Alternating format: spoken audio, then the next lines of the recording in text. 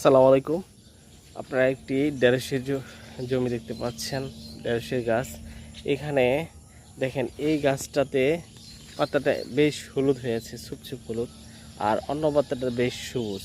এই দুটার মধ্যে পার্থক্য হচ্ছে এই গাছটার মধ্যে মোজাইক ভাইরাস ধরেছে। এটা কেন হয়েছে জানেন, বলতে পারেন? এটার মধ্যে হচ্ছে সাদামাছির আক্রমণ আছে। সাদামাছির কারণে এই ভাইরাসটা ছড়াইছে। এ দেখেন, এখানে উড়ে যাচ্ছে কিছু সাদামাছি। আপনারা গাছের নিচে মানে নেড়ে দেখতে পারেন যে কিছু সাদামাছির আক্রমণ থাকবে। এই সাদামাছির কারণে এই হলুদ ভাইরাস রোগটি, মোজাইক রোগটি সৃষ্টি হয়। তো যে গাছে আক্রান্ত হয়েছে, পেঁপে অথবা আপনার এই ঢেঁড়স, এইসব ক্ষেত্রে এই মোজাইক রোগটা হয়।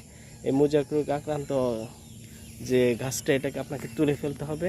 এটা কখনো রাখা যাবে না। এবং সাদামাছি দমনের জন্য প্রতি লিটার পানিতে আধা মিলি হারে ইমিটাব স্প্রে করতে হবে।